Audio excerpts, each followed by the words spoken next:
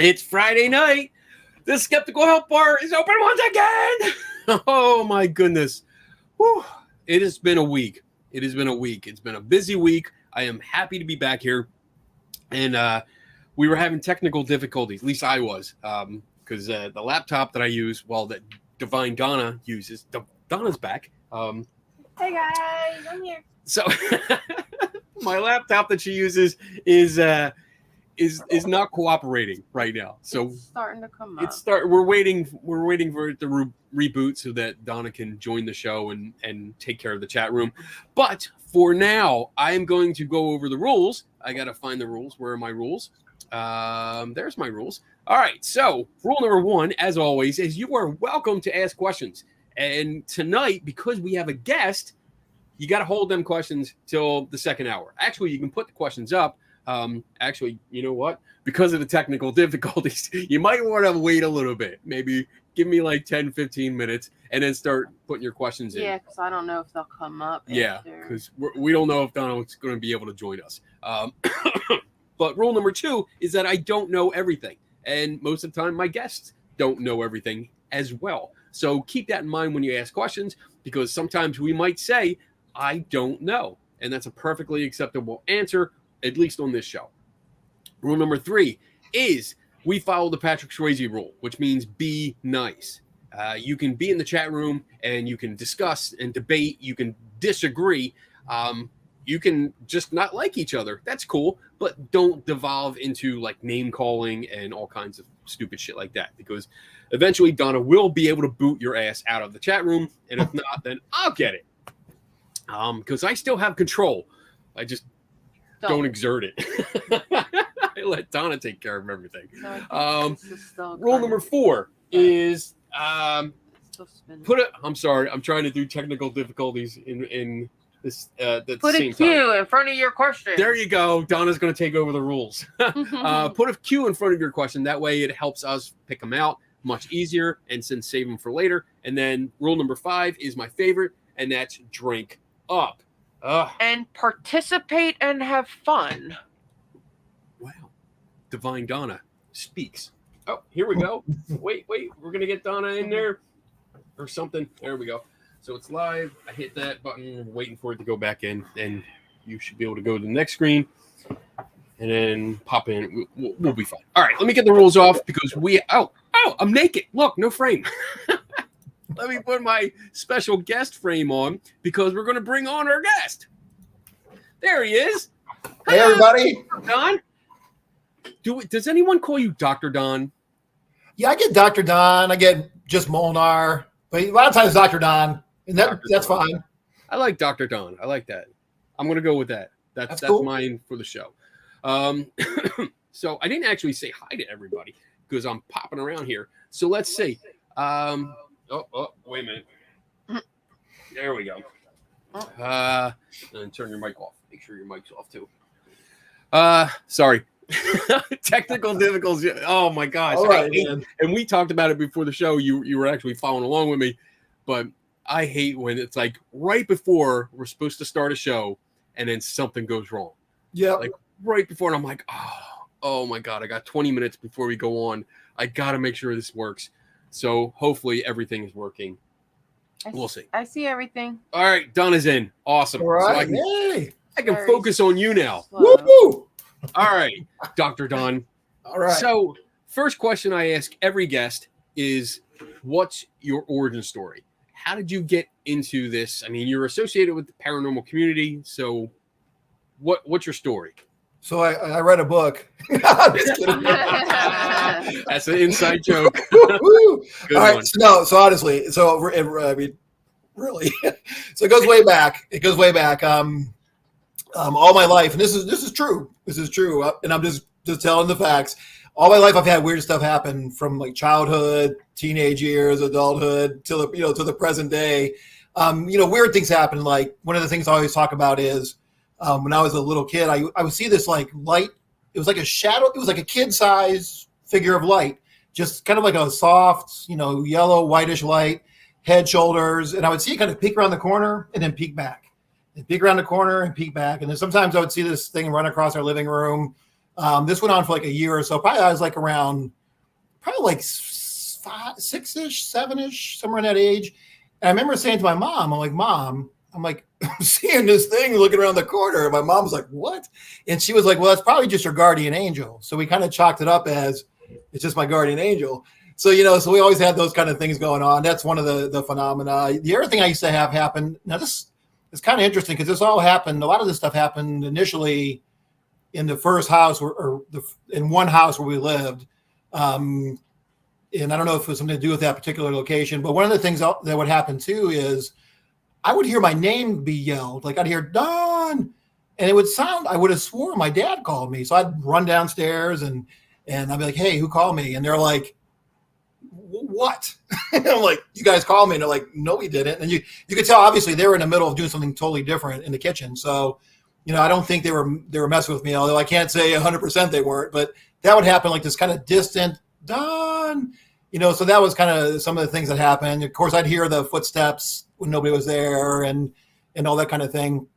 One of the things I talk about too, in regards to my why I'm into the paranormal is my family was real kind of open to it. My mom was into like angels and religion and spiritual stuff. So me and her used to have these like in-depth talks when I was an elementary student about prophecies and Jesus and all that. And then my dad was like he was like your hunter, your fisherman, but he also believed in like UFOs and Bigfoot and ghosts.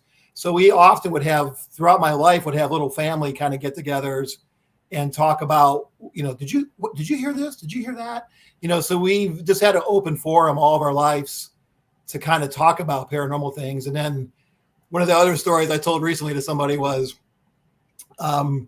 we watched Legends of Boggy Creek. Okay. Have you seen that movie, Kenny? I have. So we watched it when I was a kid, like back in the 70s, and we were so freaked out. And my dad decided that, and I'm from Ohio, he decided, let's go drive around in the hills in the countryside of Ohio in this CJ Jeep in the 1970s with a rag top, no seatbelts, me and my two sisters. And he's like, let's go look for Bigfoot. And I remember being scared crapless because I'm thinking like if Bigfoot comes out of the woods, he's going to tear through this soft top on his Jeep like nothing, So, but the reason why I tell that story is that's what I grew up in, like very open. My dad would have experiences and then I would have separate experiences and we would compare notes and we'd often be experiencing similar things on different nights. My mom would, she'd have experiences. One of the other things that happened, for my background is we used to smell roses, and my grandfather on my dad's side, my dad's dad, he died right before I was born, and he was really into roses and rose bushes and all this other stuff. So we would have these disembodied, unexplained, really strong rose smells for no reason, and that went on until I went to college. And sometimes I remember being younger, we would have little seances, like have a candle. We were like doing ghost hunting before ghost hunting was cool. And we had a candle and we'd try to sit around with me and my sisters, my mom and dad, trying to see if we could contact grandpa's spirit. We never did, but it was curious. But so again, I just kind of grew up, in that kind of environment, and it kind of went on kind of everywhere I lived. I had strange experiences. And then, I went to medical school. So I'm from Ohio, I went to medical school in Ohio, did residency in Ohio. And then I didn't really think about investigating the paranormal besides our little seances as a family. Until I saw the shows, early 2000s, I saw Ghost Hunters, the original one, and then all Ghost Adventures and all that kind of stuff. And I'm like, oh, wow, you can investigate this stuff. I don't know why I never thought about it. I just never did. And so then, but even then I still didn't get into investigating it. And then I moved from Ohio to Virginia in 2009. And then I work at UVA now, but I was working at a different hospital over the hill, Augusta Health on the other side of the mountains. And I had heard this nurse talking about a team that just came back from St. Albans, and they had investigated St. Albans. I'm like, wait a minute, there's a team local that investigates? And she's like, yeah, Twisted Paranormal. And they're looking for new people. So I met Ton and Lyle, who's, they're the founders of that. And I joined them, and that's how I got into the actual investigating. So I did that from 2012-ish until about 2019. Around 2018, I decided to start the Haunted M.D. thing I do. The Haunted M.D. thing came out of the idea of, I thought that it'd be good to kind of share share what it's like to be a physician who does paranormal investigating, then it also opened up a whole nother world for me that I never really thought about, like with, the parapsychology. When I was just doing the investigating, I was kind of more just all ghost hunting. And then I started thinking, started researching and reading about, different things of parapsychology, like near death and deathbed visions and, psychic abilities, all that kind of stuff. So then it kind of really started branching out. And then, with my Haunted M.D, I decided I wanted to kind of go solo. So I ended up, leaving Twisted Paranormal and doing my own thing. And then now what I do is I kind of pair along with other teams. I do lectures like I did at Gettysburg this year and last year. I try to answer a lot of comments on my Haunted M.D page. People have questions, I try to answer them. I'm definitely not an expert. I'm always learning. So, I try to, things I don't know, I'll try to look up. Things that I have experience with, I'll talk about those based on my experiences and all that. And that's kind of in a nutshell. There it is. Okay.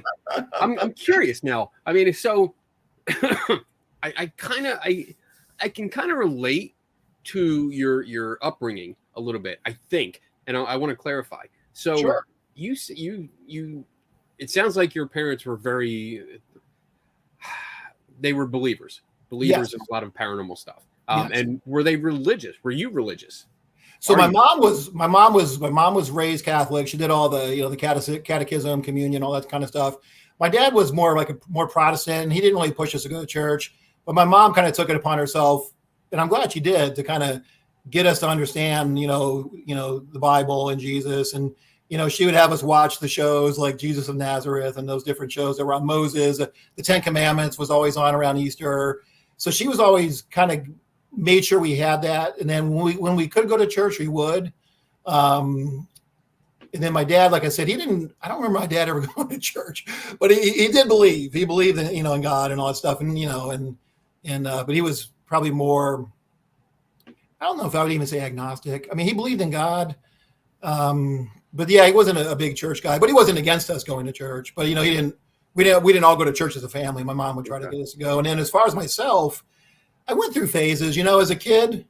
Initially, I wasn't super religious, and I kind of went through a phase where I was pretty religious, and and then as I got to be a teenager, probably like 15 or 16, I kind of stopped being religious, and I started doing what 16-year-olds do, right? And then I'll be honest, I even went through a phase. I was thinking about this today.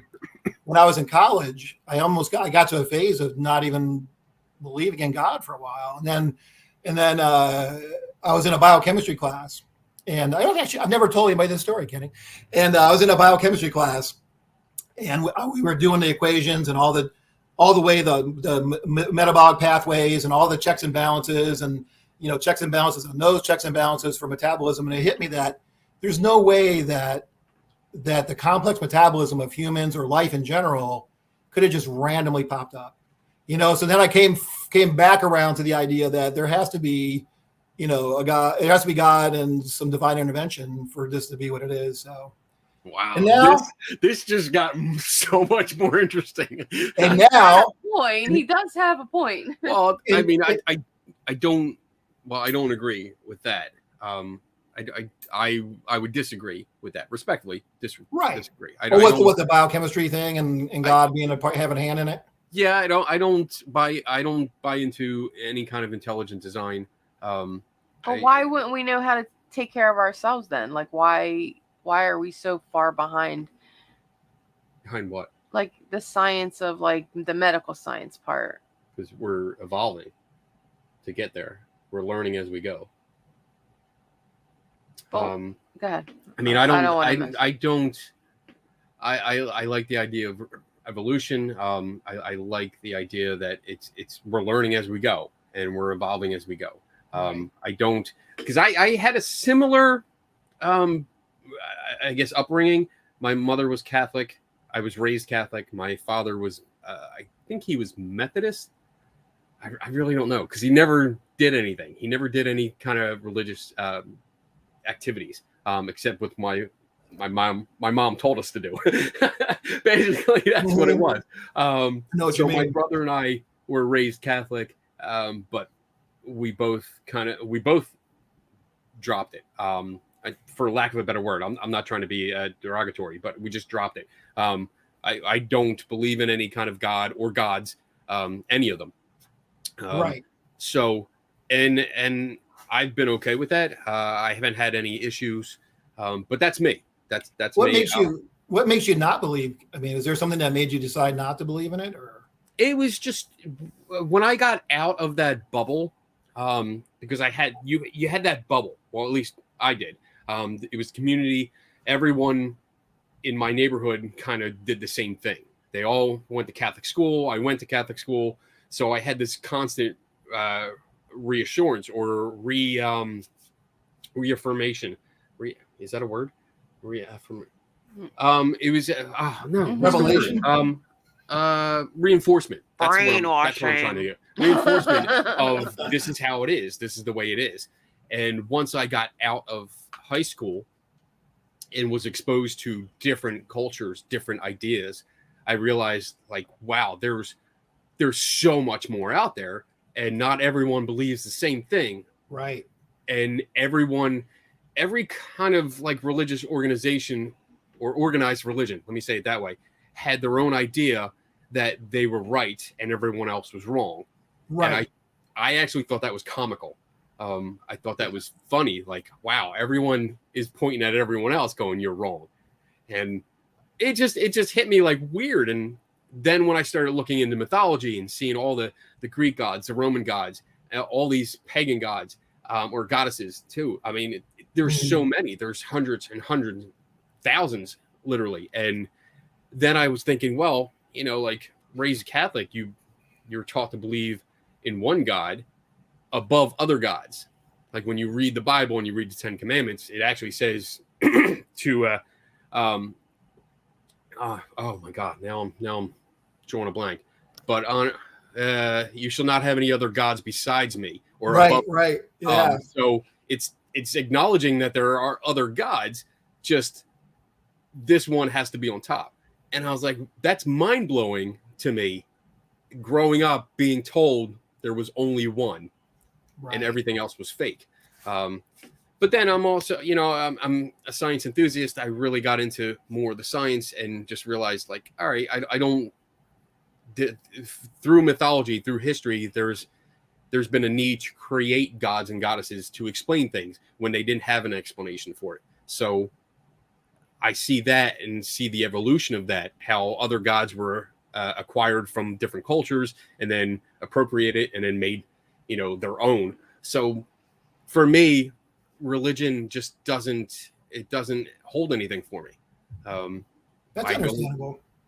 I mean, I guess I don't want to get too personal. This isn't about me. I mean, it's just I don't need religion to be a good person. That's I understand it. I can be nice to everyone, and because I feel that's what you're supposed to do. Help everyone, help people when you can, and be nice, unless they're a dick, and then you just don't talk to them anymore. So, I mean, that's my basic life philosophy. But no, I think that makes sense, and I think well, you gotta differentiate between religion and a divine being, right? Because the religion is, religions is all created by each culture and all that thing. So right. I think for me, I believe in a divine being, and that, and I also agree with what you're saying, that it's not about going to church and what Bible and all this other stuff. It's about how you treat people and being a good person and all that. And, and I think that's more important. And because you probably know too, Kenny, and I hope I don't offend anybody here, but people that go to church and they're mean people and they treat people really bad. Yeah. They go to church, but they get out of church and they're just, it's amazing to me. I'm like, wait a minute. I thought you were the church. I gotta say, man, growing up, my experience, and this is just my experience growing up in a Catholic community, they were the meanest people I met. Judgmental. Because they talk. Yeah. As soon as somebody would walk away, they would talk about them. And the gossip and the rumors and the smack talk was just ridiculous. And the judging. Yes. Oh my goodness. Like I can recall constantly being told not to judge others. Yet, right. Like on a drop of a hat, they were like, well, that person does this. And, who am I to say, but, and they would talk shit about them. And it's like, this is a bad example. This is a contradiction, a constant contradiction growing up. Yeah, exactly. It is. It's definitely conflicting, man, because you learn it in church and then you get out and it's a whole different thing. And yeah. I mean, so like I guess I just went my own way, you know. I'm like I said, I just treat people how I want to be treated. You know, that's it. I want to be treated good, and I want to treat people good. I want to help everyone that I can and get along with everyone that I can. You do, Kenny. You do. I try. Well, there's that one guy. Especially in the dunking booth. Especially in the dunking booth. Yeah. There was that one guy the other weekend. Yeah. Yesterday. That I tried to. But, I mean, you can't get along with everyone. Anyway, all right. So enough about me. Wow. All right. So I guess yeah, you were raised in a household, and I mean, what struck me there, why I brought it up was how you mentioned, and I don't want to be, I'm not trying to be insulting, but when you said you grew up more open, and that kind of that's a weird thing to me, because like I see like open-minded, and I think was that what you meant, open-minded, when you were saying you grew up more open to things? Yeah, I think more open. My family was more open-minded to, or open to the idea of ghost and paranormal phenomena. You know, and we grew up in I grew up in Lorraine, up on Lake Erie. So one of the things Lake Erie, I don't know how much you know about that, is just always UFOs, you know, so you'd always see strange lights. So we talked about UFOs and ghosts. So there was like an open forum to talk about paranormal stuff, where it seems like other families may not have had that forum, or maybe the parents weren't into it and all that kind of stuff. So yeah, I think more of an open-minded family, especially when it came to, you know, paranormal phenomena and those kind of things. And we would compare notes and talk about it. And the other thing my dad would do, we would go chasing UFO or chasing lights that we thought were UFOs. I remember getting into the car and going after these lights. So, but anyways, but yeah, a very open forum to talk about paranormal and try to make sense of it. Because I think like everybody, we all have that upbringing where we learn from our parents, we learn from our grandparents and aunts and uncles, and that community, that close community as we're growing up. And for me, like you had the opportunity where your parents believed in Bigfoot, aliens, UFOs, so you were exposed to that more than I was. I was exposed more to, hey, there are angels are real. We didn't talk about demons or the devil much, except he's the one that tempted you. And you know, whenever you were sick and couldn't go to church, it was the devil's fault. But even though like I was dying of the flu, it was still the devil's fault. But there were certain things like ghosts weren't something that was brought up, except for, you know, you could have that praying, which is that mental communication with the dead. You had miracles. Well, that I'm talking from my experience. Miracles were okay, but things like the Loch Ness Monster and Bigfoot were just never discussed, except when like In Search Of came on. Yes, we watch it all the time. Yes, yeah, we'd watch it, but we never discussed it. So I never had that like, hey, let's talk about it kind of thing. I had that wonder. I believed in it anyway, mind you. I mean, I grew up believing all that until, you know, later on when I started really researching a lot of the topics. So It's interesting. I mean, I guess what I'm getting at is the open-minded, closed-minded thing. Because for me, open-minded has a different meaning now than it did way back. Like open-minded, and what I see a lot of people in our community talk about when they say I'm more open to things is that it almost means like they're more accepting of everything. Whereas now my definition of that is more open-minded means I'm willing to consider something, but I'm not just going to blindly accept it. I have to look into it a little bit more. Right. Does that make sense? It does. Yeah. Okay. It does. Yeah. I think, you know, in my situation back then, how old are you, Kenny? Are you in your 50s or 40? I'm 50. 50. Oh yeah, I'm 53. It makes sense. We kind of had the same experiences. Yeah, I remember In Search Of, we would watch all of those, and then there was That's Incredible. Was that one of them too? That's Incredible was one. Unsolved Mysteries. Yes, that's the one. That's the one. Yeah. We watch them and talk about it. And like I said, my dad would be the first one jumping in the car to go somewhere. My mom would tag along. I'm not sure how much my mom believed in Bigfoot and stuff like that, but she would tag along. We might, when we would go do those things. But yeah. So my family, I think, I don't know if how much they believed. I guess I'd say my dad believed in things, because he had some Bigfoot experiences when he was hunting, or with some experiences that he thought could be Bigfoot. Okay. And then and then we always would talk about ghosts. So I guess my dad was open-minded and he did kind of believe. And my mom, I think, kind of went along with some of it, where she believed more in the angels kind of thing, the more Catholic kind of thing. So okay. But yeah, and then even now, sometimes when I go home to Ohio to see family, it'll come up about ghosts, and especially now that I do what I do, we'll talk about ghosts. And my sister, so I'm the oldest, and then I have a middle sister and a younger sister. My middle sister, she's all on the Bigfoot. So when I go home, sometimes we can just go drive around looking for Bigfoot. We actually one day they live up by Cleveland, about an hour south of Cleveland. One day we drove all the way from Brunswick down to Salt Fork just to cruise around and see if we can see Bigfoot. So it's still I think it's just part of our growing up, and it's still with us. The curiosity to figure out what's going on or to have that experience, I'm right there with you. I keep going out whenever I have the opportunity. I will go out on a Bigfoot excursion. Once in a while, the boys from MUFON, the Mutual UFO Network, I'll go out with them on a case. It's interesting. Have you had anything happen like UFO or Bigfoot wise? Or no. It was everything's like after the fact. So you're showing up after someone claims to have an experience or some kind of interaction, and it's all right to interview the witness, look at the area where the scene of the crime, if you will, to see what happened or see if there's any clues. But basically, I'm there for any photography or video.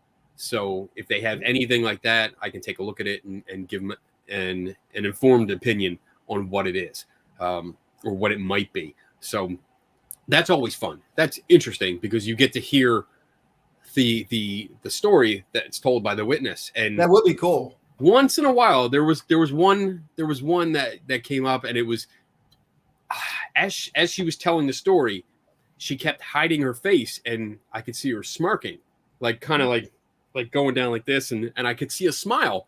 I'm like, something. I don't think she's being honest. I really don't think she's being honest. And when she finally showed us the photo of the UFO, it turned out to be the reflection of her phone in the window.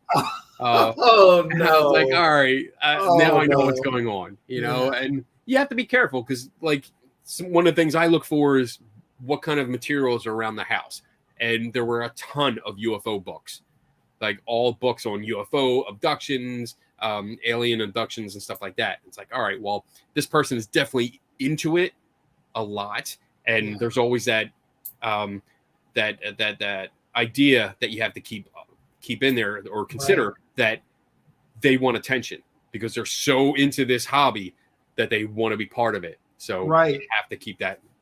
That's tricky, or they're so into it that they misinterpret an experience, that kind of thing. And you got to deconstruct it and see what's really going on. All right, so I checked out your Haunted M.D.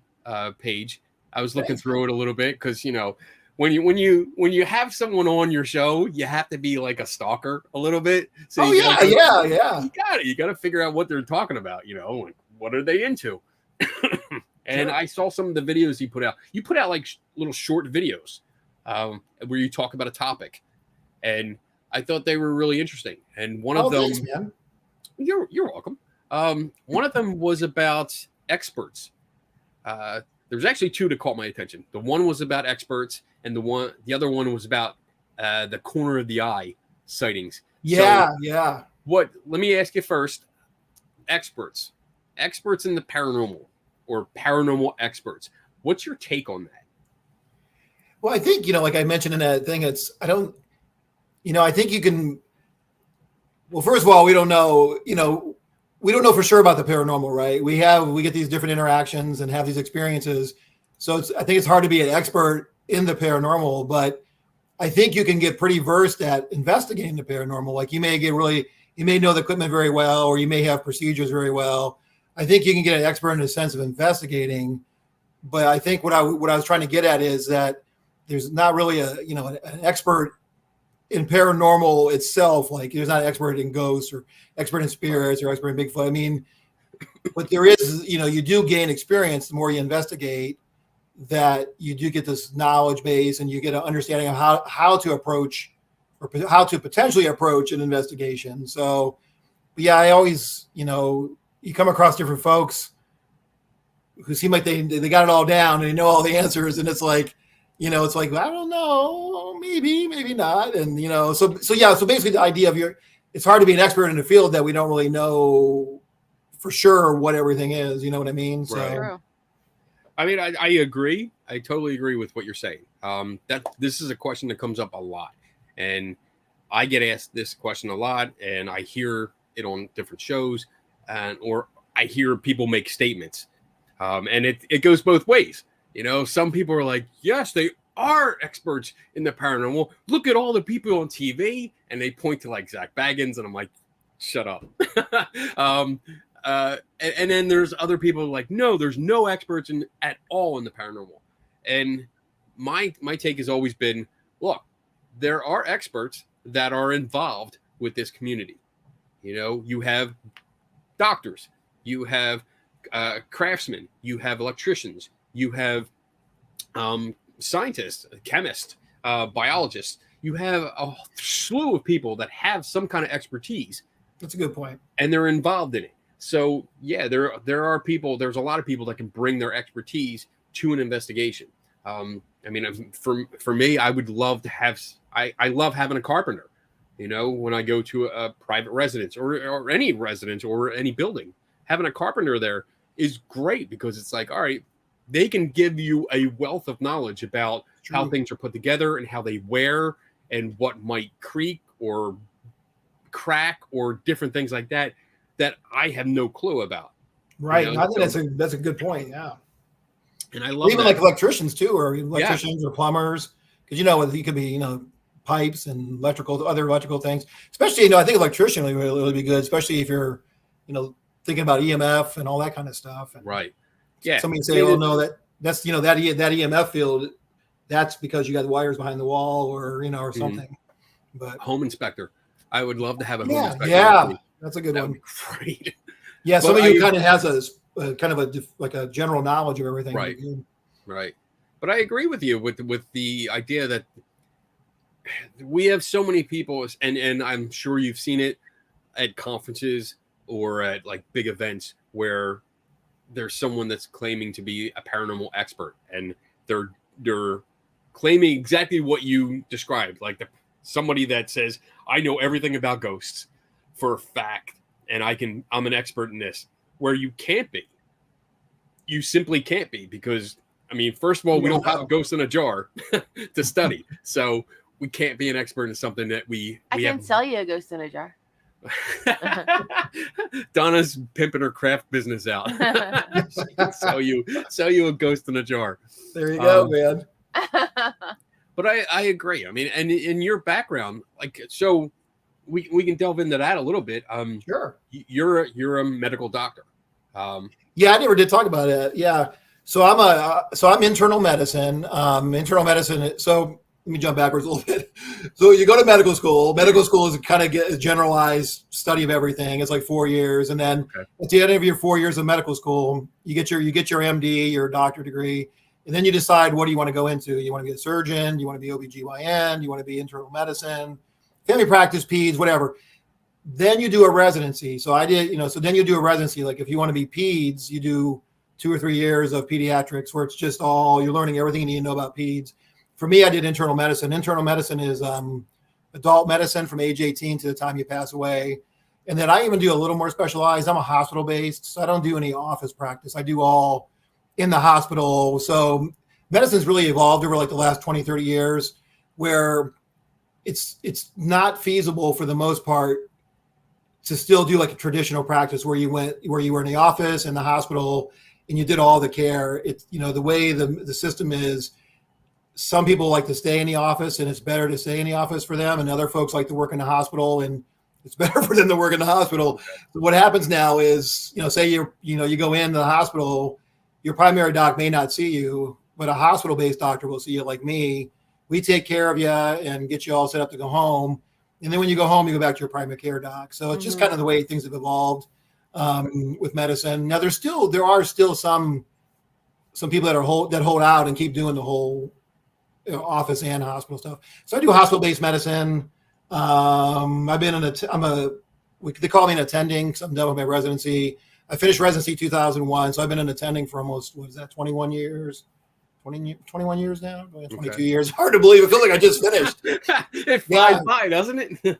Yeah, so I do internal medicine. Yeah, I'm still practicing hospital-based. I worked 7 days on, 7 days off. I just finished on Tuesday, and actually was on the COVID unit at UVA, and I do my doctor thing. Note. Jesus. Next time I need a doctor's note, I'm going to call you. I'll hook you up, man. He had to go to urgent care to get a doctor's note. So I don't see the doctor unless I'm pretty much dying.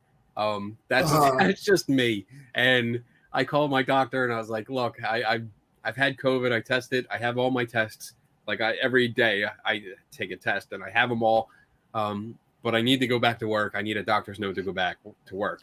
And they called me back and said, yeah, you haven't been here in 4 years. So you're pretty much a new patient. We can't fit you in for a couple of weeks. I'm like, yeah, oh, okay, that's not going to work. I need a note today so I can go back to work tomorrow.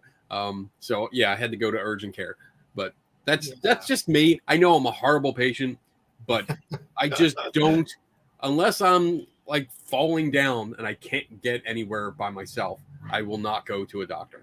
And it's nothing personal. It's just, I don't like the gowns. I don't like being naked in the gown. You don't have to put on a gown to They see might your make me. You don't know that. practitioner. Jesus. Well, I'm not the best at going to a doctor either. And people should go to the doctors, but I'm not the best either. And I don't like the gowns either. I'm worried my butt's going to poke out, and I'm like, put some weight on. I mean, I'm getting to that age now where I'm like, I'd probably like roll down or dance down the hallway in my underwear. Keep a pair of boxers on. I don't know. I actually need to go in. It's funny we're talking about this, and my girlfriend's actually been on my case about this. I need to go in and get my colonoscopy. I turned 50, and I had to get hip surgery. So I had my hip surgery done at the same time. They had scheduled the colonoscopy, and it just didn't work out. So it's been like a couple years now. I haven't gone back. So I actually need to check in with my family doc and do my colonoscopy and get a checkup. Kenny. I don't like poop in front of people. You don't have to poop in front of them. Is that where they stick their finger up your butt? No, they put the tube up your butt. The tube camera, up your butt. That's even worse. No. Yeah. No. All right. Yeah, you got to get it done, man. You gotta go. We're changing the subject. Everybody needs to go. You're 50 now. I will die first before they stick a tube up my butt. Well, now it kind of depends on your risk. If you don't have a lot of risk, like no family history and stuff like that, you can do that poop in the box and mail it back kind of thing. You just got to talk with your doc. So it just depends. Cologuard. I think that's the first time we've ever said that on the show. Poop in a box. Poop in the box. Poop in a box and put it in the mail. Oh my goodness. All right. So I guess in your experience so far, so you said you were part of a team and now you're not, you're doing your own thing kind of. So you have this Haunted M.D. Yes. Where you, I guess you consult on with teams or groups. What do you do? Pretty much, Kenny. I guess you could say it's consulting. I kind of tag along. Several teams here in the area. I kind of just go along and help out and, offer my opinion when I can. But it's just more kind of hanging out, really investigating. And we kind of do the traditional, investigating like you see on TV and things like that. So I kind of tag along. I help out with some public events. So I guess what I'm getting at is how has your training, your medical training helped solve some mysteries? Have you been able to actually offer advice where it solved the case? I think, there's been situations where I think, one of the things as a doctor, you get good at listening to people. You kind of, one of the things you got to do is kind of hear the story and start putting a puzzle together and figuring out what's going on. With medicine, they say 90% of figuring out what a problem is, the patient should tell you.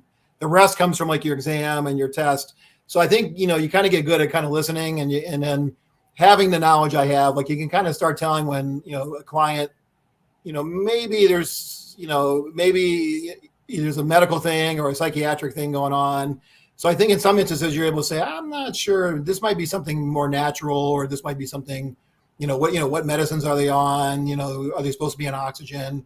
So I'm trying to think of a specific example. There's just been like, odds and ends where I'll pitch in and say, I think this might be something more explainable medically than actually paranormal, like misperceptions or anxiety related type phenomena, that kind of thing. Okay. So I think, having the ability to listen to people's stories and doing that as a living to try to figure out what their problem is. I think when you're investigating and talking to clients, you can pick things apart a little bit, and it kind of helps you.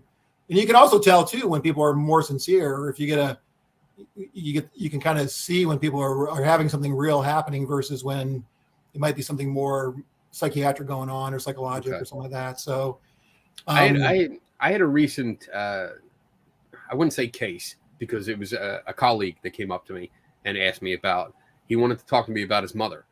So his mother lives with him, and he started telling me the story about how she had recently started hearing voices, and it went from hearing voices to seeing a little girl run around the house, and then seeing other people run around the house, and then seeing her deceased husband doing certain things around the house. Wow. And there was no fear involved. She was actually getting mad and yelling about it. Who is this little girl running around my house? She's making all kinds of noise and it's annoying me. Who's that guy? And then when the deceased husband started showing up, she was like, he's doing this. He's messing around with the neighbor next door right in front of me. Like, it was wild stories. That is wild. He's telling me all this. And the first thing I thought of was like, something's going on. This is an elderly lady. I was an EMT for like 7 years. So I have a little bit of knowledge in the medical field, but not a lot, but just enough that I knew something was wrong. And I said, you know what? My best advice I can give you is you need to go see your doctor. Yeah. Go see the family doctor first and have her checked out, because there's a lot of things that can cause hallucinations, and we want to rule that out first before anything else. So I think it was like 2 or 3 days later, he came up to me very happy. He's like, we had a visiting nurse come out, sat with her, talked to her, took a urine sample, and it was cloudy. It was cloudy and dark, and realized that she had a UTI. And for elderly people, UTIs, one of the big symptoms is hallucinations. So she got medication, and within a day, everything was gone. Awesome. That's great. Yeah. And UTIs in older folks, it can, simulate strokes, but hallucinations, delirium, strokes. I've had people you thought they stroked and here they just have a UTI, but you cannot, older folks are, men and women are definitely, you got to think about that. But that's a good, man. Well, I think it helps that you had your medical knowledge. I think if you just had your paranormal knowledge without the medical, you might be more prone to leaning towards the paranormal explanation. Right. So I think it does help to have that kind of background. And it's good when I hear about, like, when we met a couple of years ago. In Gettysburg. It was nice to hear that a medical doctor was into this kind of thing. Even though I don't think we agree on everything, but it was still cool to have somebody with that background, because you have to. I mean, and it's just like you said, if that story was told to your stereotypical ghost hunting group, I can see them like going in and going, oh, we need to investigate. We need to come in and we need to set everything up. And I mean, honestly, and I know this might be definitely stereotyping, but I guarantee they would find something. They would get some kind of picture, some kind of audio recording or something to confirm that it was haunted.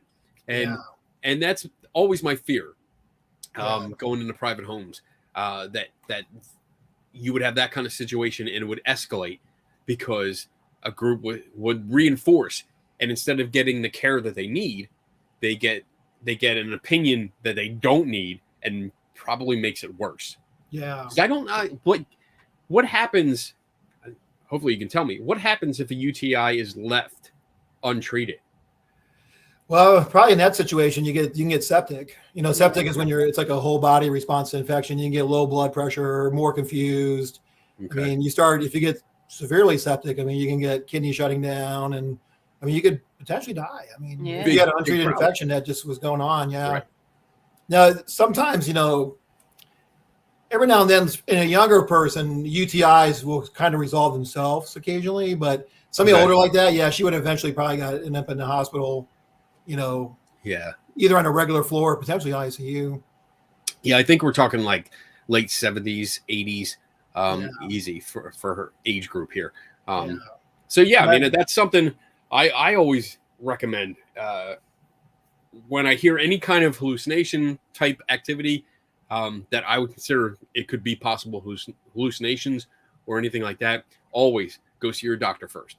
Yeah, especially new onset like that. If she's never had a history of any of that kind of stuff and it's new, and she's not a paranormal kind of person, I think absolutely it was a smart thing to do. And you think about other things too, like things in the environment, carbon monoxide and other chemicals, other drugs. Was she taking meds or not taking meds? One of the things you got to think about is people that that are taking meds regularly, like painkillers or psychiatric meds. If they stop them or run out of them or take them wrong, they'll start acting goofy. And so so much you got to think about. Okay. Yeah. And what about carbon monoxide? Carbon monoxide, yeah. If you had, of course, it would probably affect everybody in the house, but carbon monoxide, at low levels can start making you have headaches and be confused and hallucinate. Okay. And then eventually, you'll die. You die. Then you become a ghost. Yeah. I mean, that's not laughing. I shouldn't be laughing at it, but that's a definite issue. That's something that people should think about when they're. And I know there's actually some teams now, Kenny. I don't know if you know this. I know there's some teams that actually take carbon monoxide. The teams that are trying to do a little better job will, they'll take a carbon monoxide detector out just to see is there something natural. Yeah. For that's kind of a newer thing. I've had one for a couple of years now, and that's what I do. I just, as soon as I go into a location where there's sightings, a lot of sightings, especially if it has any kind of, and I classify it as a hallucination type sightings, because if people are saying that they're seeing ghosts a lot, then as soon as I go in, I have my detector, I turn it on, I leave it in the area, in the main area, and I leave it there all night just to see, because I know it's not an instant thing.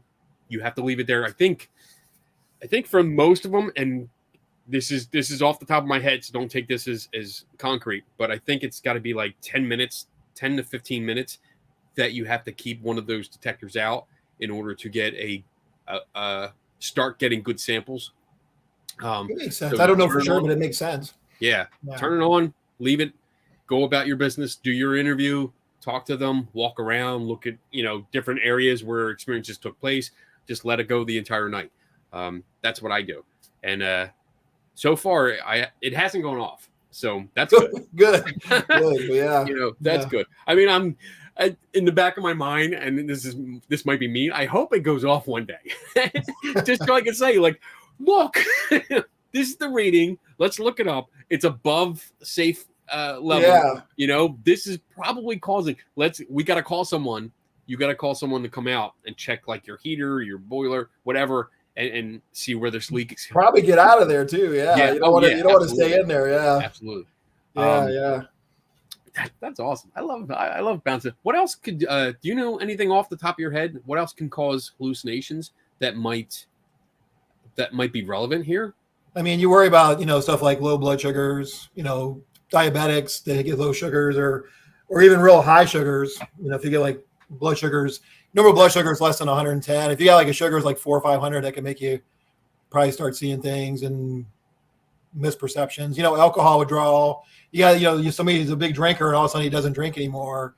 You can go to DTs and what you start hallucinating, you see spiders crawling and all this crazy stuff. So you got to think about drug withdrawals. You got to think about drug intoxications, like especially nowadays, you don't know who's doing what with like methamphetamines and Okay. street drugs and fentanyls and all He that said kind of stuff. intoxication. I was like, oh shit. Well, like a lot of people are smoking marijuana now, so Yeah, yes, that's a good one. That's a I good. mean, Yes. now that it's becoming Legal. recreational, there's a difference between medical and recreational. But New Jersey, you can get it anywhere now. So, Yeah. And if you get too much, it's, I mean, it's fairly benign, but you can start hallucinating and seeing things or misperceiving things. And Wow. Okay. All right. especially if you're like a somebody who's not used to taking marijuana, Right. and you start, then if you take too much, you're gonna have a lot of experiences that you think are paranormal potentially, and so. I've tried, and I know I've talked about it, so I apologize to anyone that's listening to this again, but I've tried to do let me say this safely. I've tried things that allegedly would make me hallucinate and couldn't do it. Certain drugs, mushrooms. Yeah. I mean, I didn't OD, but I took a lot of special Rice Krispies that were laced with something, and I mean, I thought I was dying, but I didn't hallucinate. Yeah. Hey, Taryn just made a good comment too. Lack of sleep. mhm. Yeah, that's a good comment. Yeah, if you're not, if you're sleep deprived, that can cause a lot of things. Sometimes too, as you're falling asleep, you can have weird things. Falling asleep and waking up can have weird things. But yeah, sleep deprived, you can definitely. That's something that we should really stress too, because I mean, in most ghost hunting teams, at least the ones that I've gone out with, they go till like 2-3 in the morning, sometimes 4 in the morning, and a lot of those people are not used to that. They're used to going to bed at like 10, 11, maybe midnight, but now you're stretching it to like 3 in the morning, and you get sleep deprivation. The people are tired, and they start nodding off. So I think this is more relevant than maybe what we really realize, because That's a so good many point. teams do this. Well, and then investigations too, you're doing a lot more activity. Like I know when I don't do the long ones hardly anymore, but when I do, it's tough. I mean, you're running around, up and down stairs, carrying gear. Mhm. 2 in the morning, you're like, we did. I went to Crescent, or the Crescent up in Pennsylvania. I don't know if it's Sanitarium or whatever it is, but it's huge. And we were running around that place, and by the time it got later in the evening, I was really tired. So in addition to being sleep deprived, just the fatigue of like running around up and down stairs and the darkness and all that kind of stuff, it could definitely mess with you. It makes you wonder, like, if by the end of the night, say it's like 1-2 in the morning and it's dark, because I mean, we know that ghost hunters usually turn the lights out or keep the lights out, so it's always dark. It's quiet for the most part, except for the people running around. And imagine like 2 a.m., you're just sitting there, you're tired, you start nodding off, and you get that in between where your eyes are resting, and somebody calls you, and you hear somebody in the distance, and Right. I mean, and then they don't get any response, they walk on, but you hear that ghostly, haunting voice calling your name. It's a possibility. Well, the other thing too, I mean, if you start, I have been with people that have fallen asleep. I've already been sitting in a room, and you start hearing them snore, and you're like, "What the heck?" And Happens to me all the time. Kenny does it all the time to me. but you're right. When you're in that going from falling asleep, you can get that period where you start to dream a little bit, or and you kind of get mixed up between what's really happening and what you're dreaming. Yeah. So you could misperceive things. Yeah, definitely. All right. So I have one more question before we go to our break. Sure. And you had another video, and it was talking about things when people see things out of the corner of their eye. Yes. And you talked about it a little bit. You had a very good science-based explanation for that, which I love, because I also preach the same thing. So what can you tell us about that? With our eyes, we have the center part of our eyes they're set up for, more detailed vision and color vision. You have rods and cones in the back. So your retina captures the light through your lens of your eye. You have rods and cones. The cones are for color, and they're focused more in the center of your eye, and then the rods are more black and white vision, and they're more in the periphery. And the the color sensors are kind of really focused, so to see color well, you got to be kind of looking directly at it. Then everything else is kind of being picked up by the rods. So in the rods are more sensitive to like gray and black, and more sensitive to motion, kind of detecting motion than it makes you look, So they're more likely to see, movement that you could perceive as shadow movement. And then when you look, directly at it, you may not see it as well as you may not see the movement or the shadow as well, because now you're focusing more with the cones and the color vision part of your eye, which is, more wants to see more color and more detail. So, a lot of times, I know it's happened to me where I seen movement and I looked and then I don't see it anymore. And so it's our eyes are naturally kind of set up to pick up shades of gray and black and white and motion in the peripheral vision, and not so much in the central vision. And central vision's more set up for, detailed vision and that kind of thing. So right. Color vision. And that makes a big difference. I mean, when you're especially when you're sitting in the dark, somewhere unfamiliar location in the dark, and you're sitting in a hallway looking across at the other wall, and you catch movement down the end of the hallways. I mean, it could actually be just a shadow, but you see that motion because that's what it picks up. And when you look directly at it, it's either insignificant enough that once you focused on it, it's no big deal, right? Or it's fleeting. It's a shadow that's just was fleeting because of a bird when it passed between a spotlight or a street light, something like that. But I like that explanation because it shows that, we can see things out of the corner of the eye, because I hear that a lot. I hear a lot of stories that start off with that. Right. Yeah. Here, it was, we were in a ghost hunt. We were sitting in a room, and out of the corner of my eye, I saw. And I don't think most people understand, like, you're not seeing great detail. Right. You don't. Yeah. You just see the motion and the black and white of it. That's it. Yeah. Shades of gray. Yeah. And it's weird, like, I don't know about you, but when I learned that, I would start like looking forward and then trying to focus on the side peripheral and see, like, is that really black and white? Well, I had people say that. People responded to that post you're talking about. And some people mentioned that they try not to look.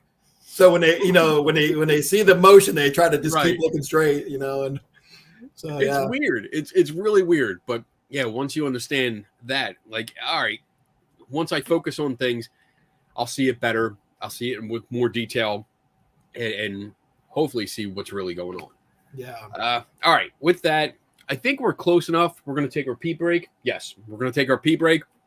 So we got about, let me bring it up here and see. We got about 3 minutes for a commercial break. So refill your cups, empty your bladders, and we will see you back here. The next segment is viewer questions. So if you have a question, make sure you put a Q in front of it, put it in the chat room. We'll save it for later.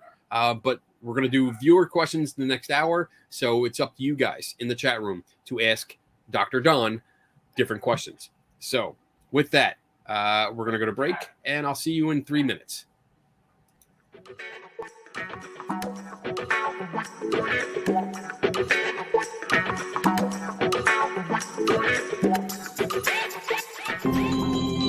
Do satanic cults lurk in the shadows? Can memories of satanic ritual abuse be repressed? Do exorcisms really drive out demons? And are those demons always possessing Zach Baggins? I'm JD Sword, the Satanic Skeptic.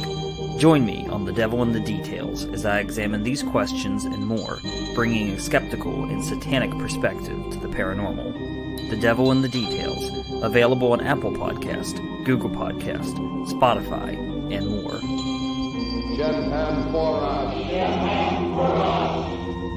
Hail Satan. Hail Satan. Are you tortured by what you see and hear about the paranormal field? Join us as we critically examine and question paranormal claims, science, ghosts, demons, cryptids, UFOs, ghost hunting technology, and much more are all on the table for discussion. 3 Tortured Souls is a video podcast that streams live on Saturdays at 8 p.m. Eastern and 5 Pacific.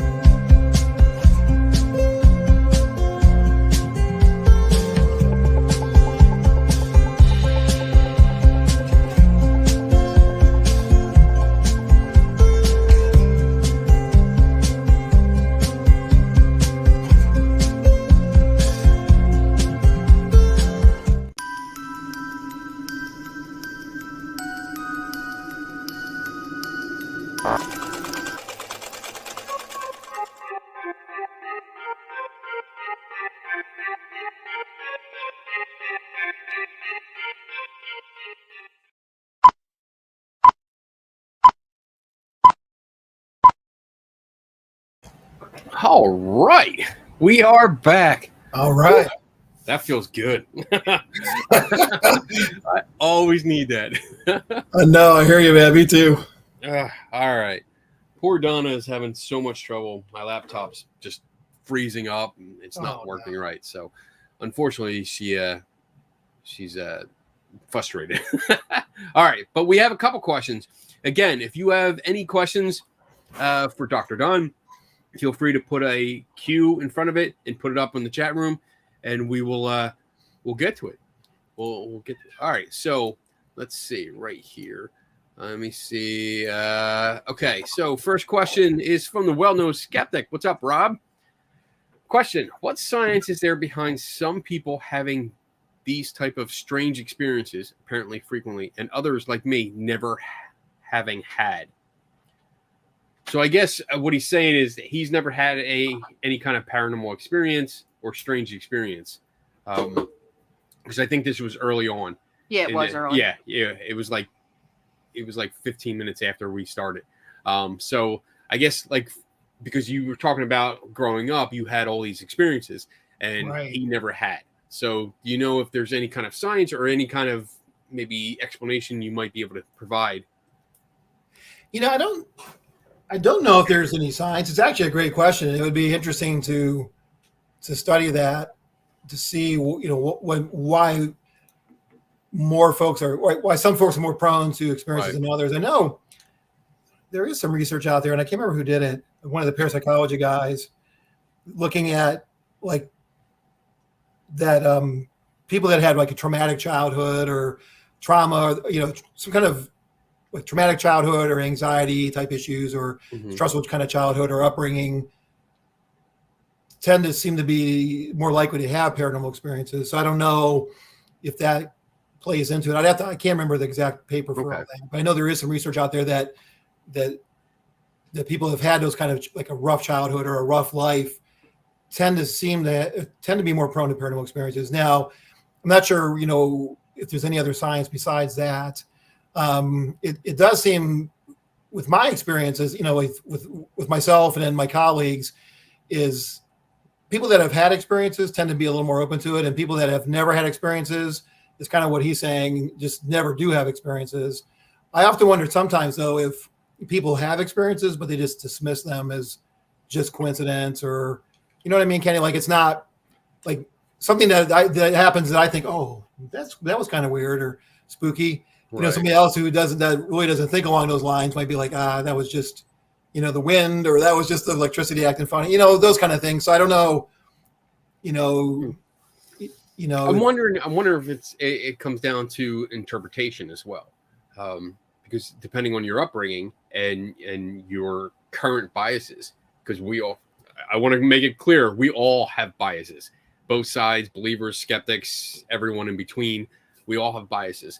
But I think when a strange experience happens, it really depends on the person interpreting the experience, whether it's strange or not. And if it is strange, what type of strange? Like, is it supernatural strange, or is it just, that's weird. Something to tell like later on when you're having drinks at a bar, like we are now. Right, yeah. I mean, and talking about our upbringing, I mean, if you talk to me like, oh my God, 30 years ago, 40 years ago, damn, I'm old. It would be a different story. Like I was a ghost hunter for a long time, for several years. I was a ghost hunter. So if you would have asked me, hey, this generic experience that you just had, how do you interpret it? And I would probably would have gone like a paranormal route. I would have said, well, you know what? It might have been a ghost. It might have been some spirit trying to contact me or something like that. And this is just generic. But like now my idea would be like, give me some more details. I'm not going to dismiss it right away. I try not to dismiss things right away, but I want to know more about it. So I think interpretation has a lot to do with it. Kenny, what made you change from what made you kind of change from being, going from investigating to being more skeptical about it? There was the big event that I attribute to this is I was in Gettysburg, and I'm going to give you a short version of it. Sure. We can talk later because it's much longer. Basically, I was with a ghost hunting team, my ghost hunting team in Gettysburg one night, and there were a bunch of people that came out and mistook me for a ghost. And they thought I was a ghost because I came out of the woods. I yelled at them. They ran away. The next morning at the conference, they told a story about a ghost coming out of the woods, yelling at them. And it was me. And no matter how much I told them it was me, they didn't believe me. And we actually heard that on a ghost tour when we went back later. We heard it on a ghost tour. Oh like my God. this story. And it amazed me that people really accepted it. And even though they had a logical explanation, I could tell them what happened. They didn't believe me. They continued with the story. So that kind of busted my whole belief. Not necessarily like every belief, but the belief without evidence kind of idea. And I needed more data. I needed more evidence. So the more I got into it, the more I really studied photography. Photography was my gateway into skepticism. Because the more I learned about photography and video editing and in videography, the more I understood how so many mistakes were being made. So, I mean, that was pretty much my transition. That was my beginning of my transition. Okay. And just learning more and more about it and about people and how the devices work and stuff just led to more doubt. And not dismissive doubt, but you're going to have to tell me more and give me more before I, accept what you're saying. That's understandable, for sure. Yeah. All right.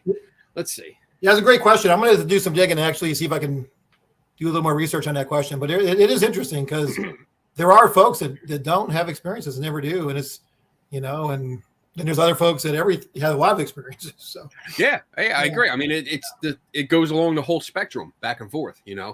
All right. Next question. Let's see. Let's get that out. And Kenny, how strict was your Catholic upbringing? So I don't know. I don't really have anything to compare it to. I know I had the guilt trip a lot. Even if I was really, really sick, I mean, like full on flu, sick, and I could barely get out of bed, I got the guilt trip if I didn't go to church on Sunday. So that was pretty much my upbringing in a nutshell. What about you, Don? Me, no, I mean, he wasn't that strict because, like I said, my dad was kind of not the big church guy, but my mom, she would try to get us to go to church, but my dad kind of controlled that whole situation. Okay.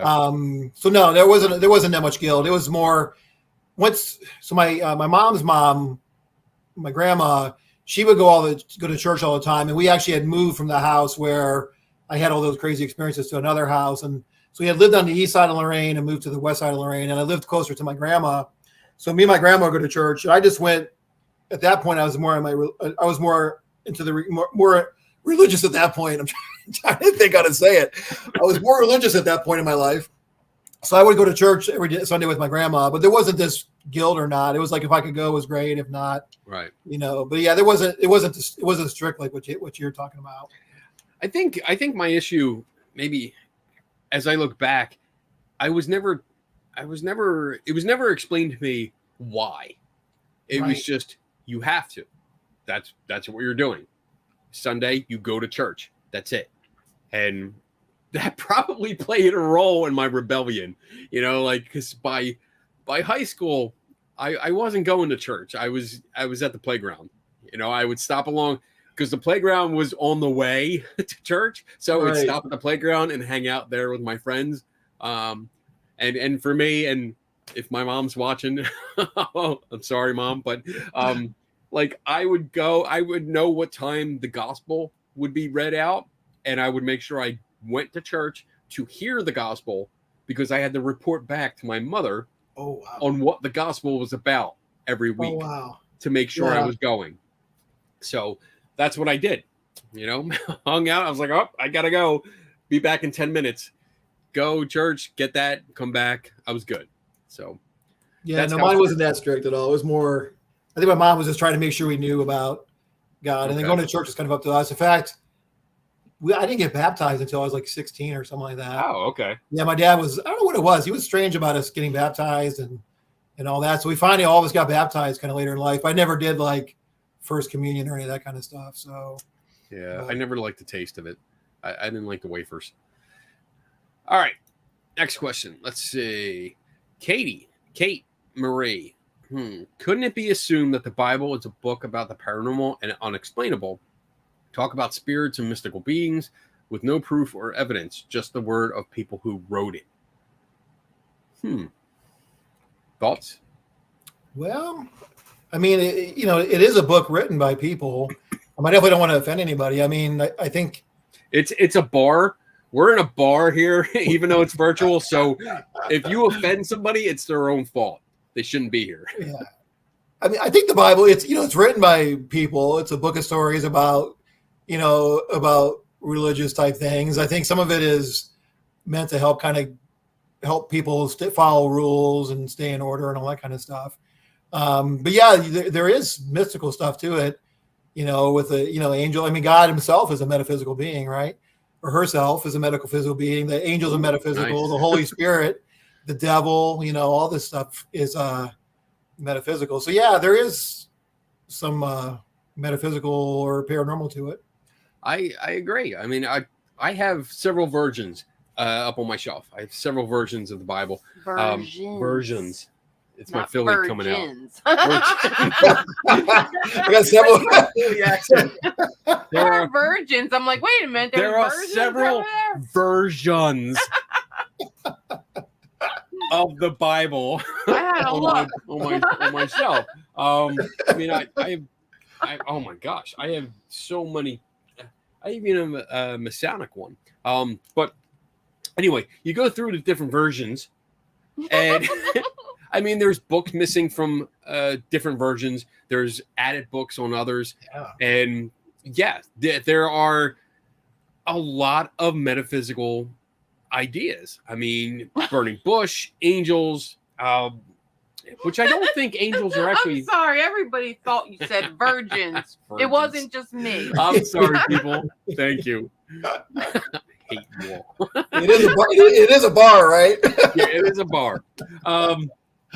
But yeah, with miracles and healings and all the magic staffs and all that stuff. Part of the Red Sea. Yeah, there's a lot of supernatural ideas that run through it. So, And it may not be a popular opinion, but I've always associated religion with the paranormal. I've always kind of grouped them together, because when you have religions that, and I'm not particularly picking on Catholics, I'm saying in general, when you have any kind of metaphysical being, a god, a goddess that is performing all these different powers, healing the sick or feeding the hungry, or what have you. Mm-hmm. These are supernatural powers. Yes. And yeah, they deserve to be tested. I mean, I think they should be questioned. So I always have a problem when I hear a story about like a burning bush that doesn't actually burn and it talks to you. I mean, it's like, how fucking high were you? Like that's my first question. And I'm not trying to be mean or insulting about it, but that's my first question. Like, how high were you that you were talking to a bush? What is tricky too to know, tricky to know is that, was it really a burning bush, or was it symbolism? Was it some type of symbolism? Right. I mean, we like to think that it was, really a burning bush, but does that, it seems like the Bible, there's a lot of symbolism and, meaning, hidden meaning kind of thing. So, you wonder what it, was it really a burning bush, or was that symbolism for something else? And I guess it's what you're taught too. I mean, because I was taught in school that it was literal. That's what I understood too. Literal. Yeah. I understood so too. Check those comments off. I don't know what it's very confusing. My computer's messed up. I can't do it. Your computer's messed up. All right. I can't comment. Let's move on. Thank God. That was a good question. Let's see. Bob, not serious question. When did we stop calling the pee break taking a Kennedy? You know what? Next time I do a video for the commercial break or the pee break, I will put that in there. What, I don't mean to be full or silly or whatever, or not in the know, but why say taking a Kennedy? What's that referring to? Because I think in early shows, when we approached the time for the pee break, it was John Kennedy that was coming up going, hey, we need to take a break. We got to go. We gotta take a break. Okay. So for a little bit, we were calling it taking a Kennedy. I got you. So I get it. Maybe I'll put that in the next version of the pee break. I gotta watch what I say now. Hey, Jay Denton. All right. So with your medical knowledge and some hindsight, do some of your experiences seem not so paranormal? That's a great question. Yeah. I think, I always, for me, I think I always try to be a little skeptical with different things, but yeah, there are times where, you kind of go back through and you're like, I don't think that really was, something paranormal, especially, there's different things that happened.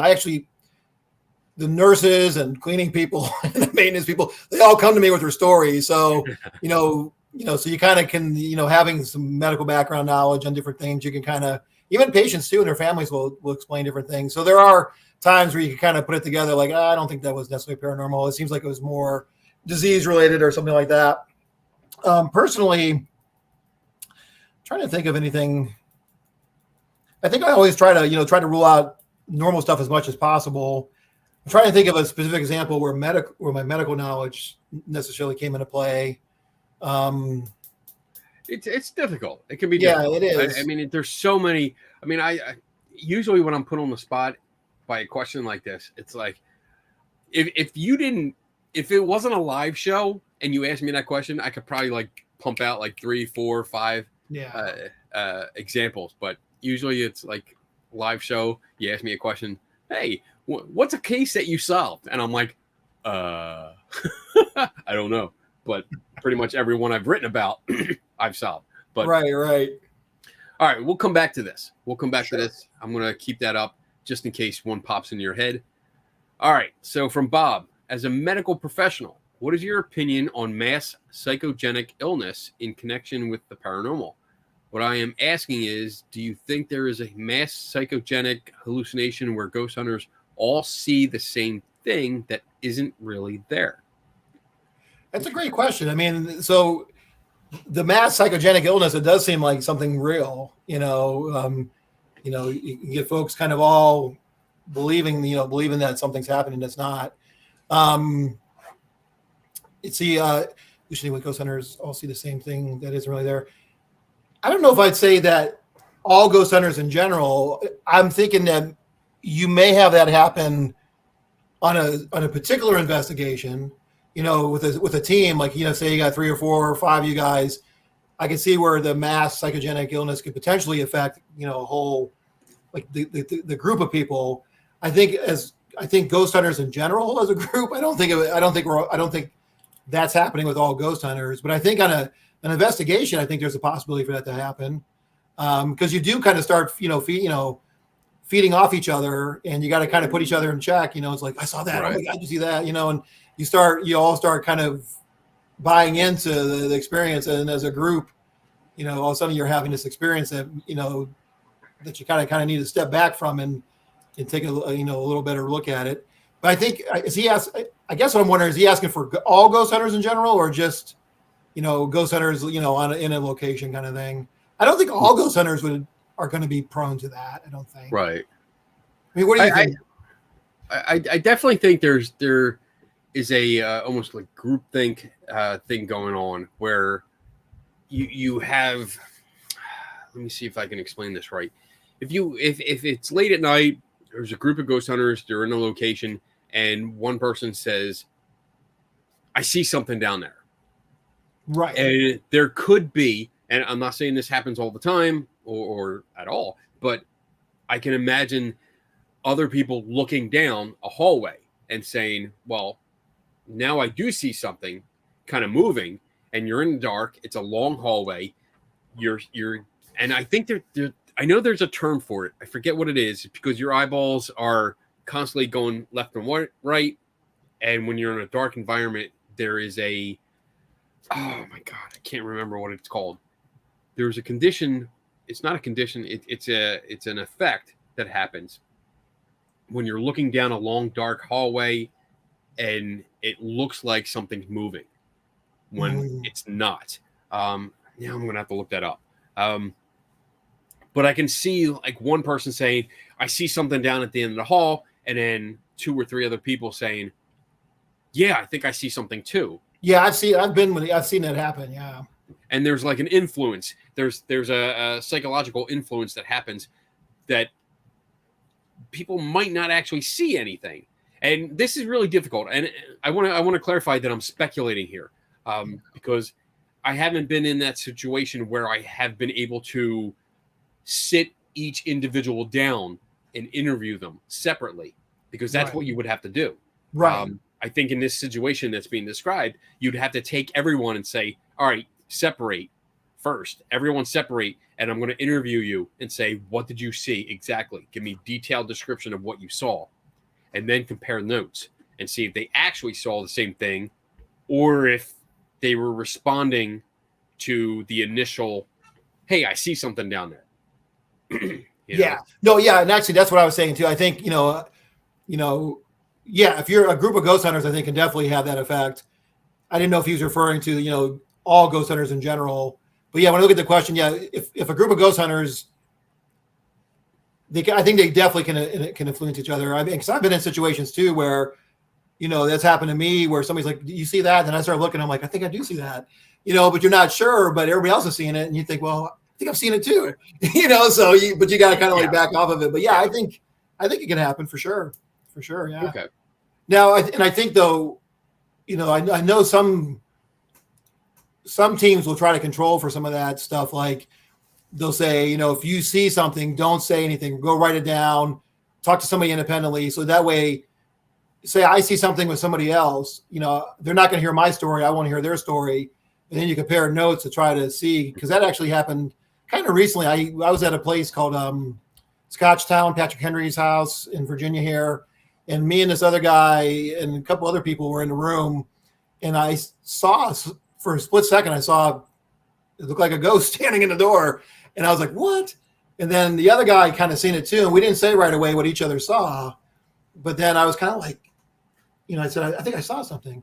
And then he was like, He goes, I saw it too, waiting to see what I was going to say. And then he basically saw the same thing I saw, so we didn't do it. We didn't do we didn't do it strictly where, don't tell me, you go tell somebody else, I tell somebody else, Right. and just compare.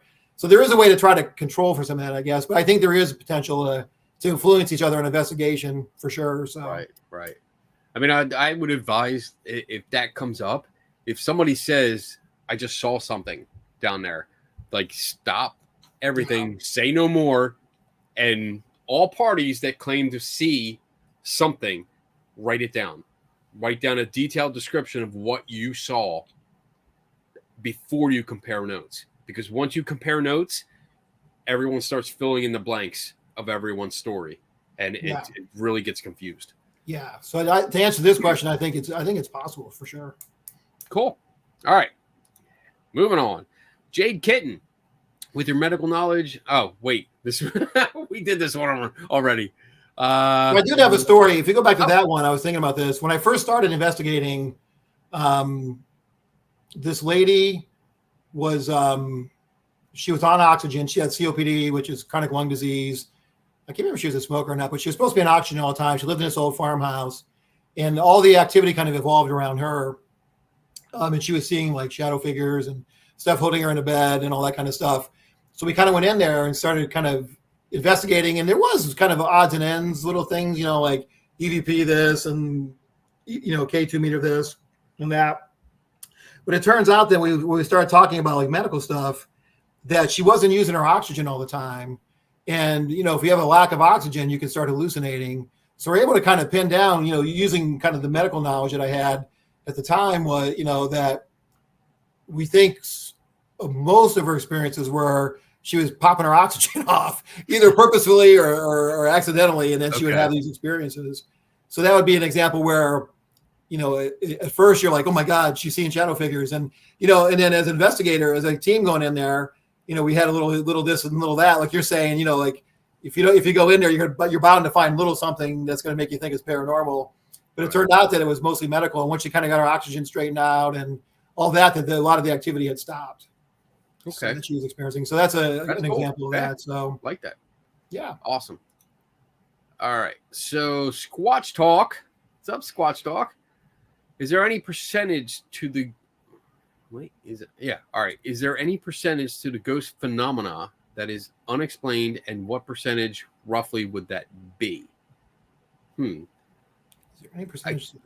I think, I'm gonna jump in here. I think that's go ahead. a very difficult question to answer, because you have so many people that are reporting experiences that could have explanations, but they go no further. They have the experience, they label it as paranormal, and they don't go any further. I'm not saying that's across the board, but that is a problem. I think trying to nail down an exact percentage, I don't think you can. I really don't think you can. Right. Because, some are solvable, some are not, some don't have enough information. There's so many variables here that have to be considered that I don't think you could ever come up with an actual percentage. But that's my take.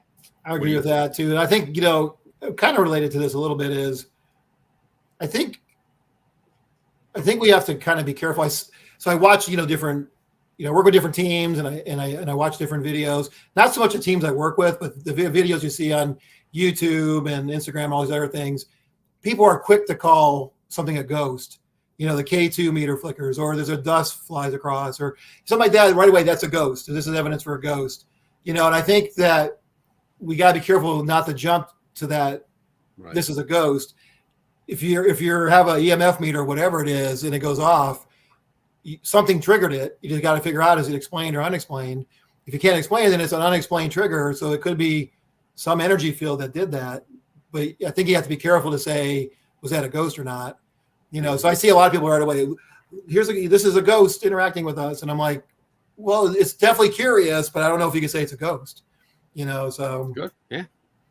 I agree. I totally agree. I think there's a big majority that are quick to jump to that ghost explanation, rather than take the time to, like, all right, let's slow down, let's stop, let's investigate this properly.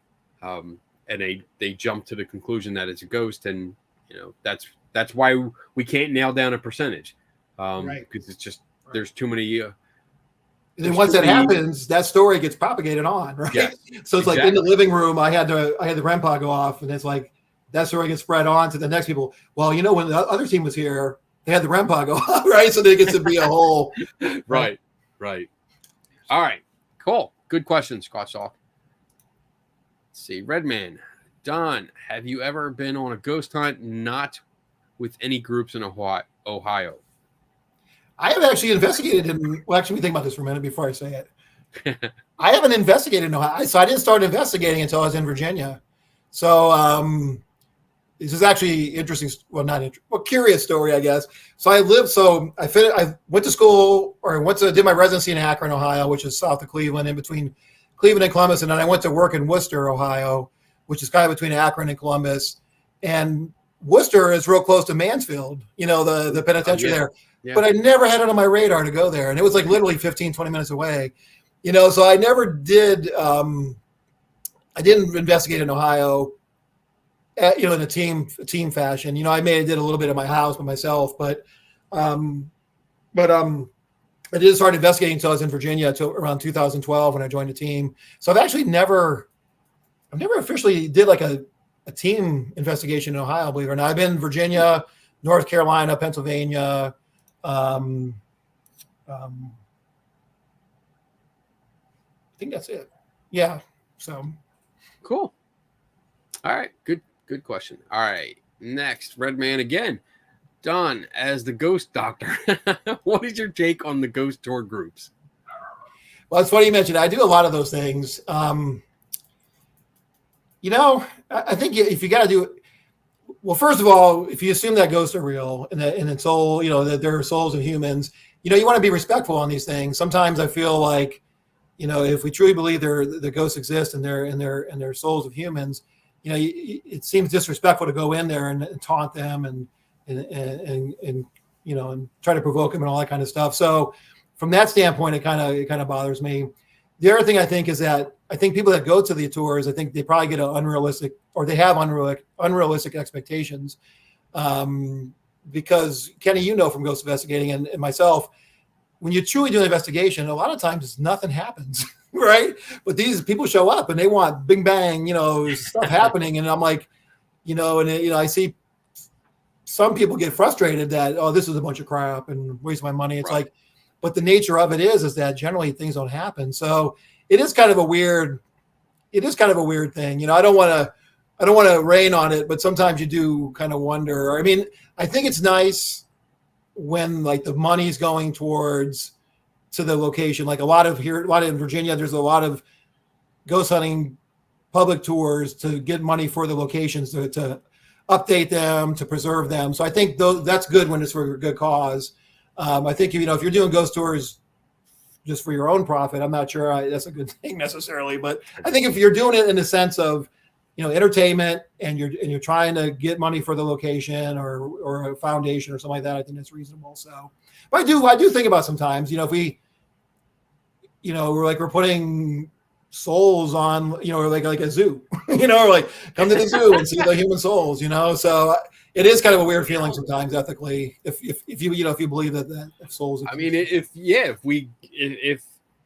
we go that way and we put belief into, yes, ghosts are real, then yeah, I would agree with you. It's pretty much like a zoo. It's a people zoo, because you're trucking people through a location and saying, oh, here is the ghost of so and so. They do this and this. Here is the ghost of so and so. They do this and that. And it's almost like trying to put people on display. I pretty much have the same take as you do. I don't mind the ghost tours as long as they're ghost stories. I love the ones. My favorite ghost tours are the ones that focus on history. Yes. They tell you the history as long as it's legitimate history. Unfortunately, I've been on a few tours, some in Gettysburg, where the history is incorrect. They didn't bother to really research the history. They basically heard some stories and they're retelling it. It's a ghost hunting group that's just retelling stories. So I like history. I love history and a little ghost story. I love that. When it's the ghost hunting group that's saying, hey, we're going to lead a ghost investigation. I'm like on the fence, again, when the money goes to the location, especially if it's like a historic location that is like hurting for funds, I'm all for it. I'll attend, I'll go, I'll be quiet. I won't pick on the ghost hunting team. But I guess I have a problem when they start spewing out stuff that really isn't true and trying to put facts on ghost hunting equipment and stuff and saying, yeah, this definitely does this and this definitely does that. That's when I have a problem because it's spreading false information that they can't back up. And that's what I have a problem with. But and I guess too, I gotta thinking more about the question. I guess you gotta just, are you talking about the historical ghost tours? I think those are really good. Where they're just take you around and say that building had this and this building had that. I think those are pretty cool. But I was thinking more along the lines of like where you go do a public investigation. I don't know if they're referring to the public investigation or just a walk around historical tours. Right.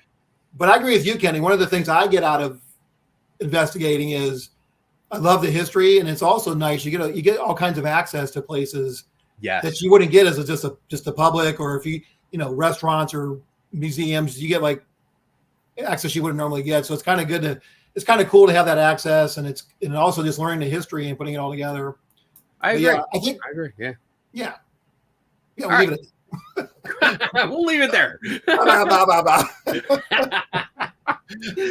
All right, Leslie. Have you ever had an experience that truly scared you?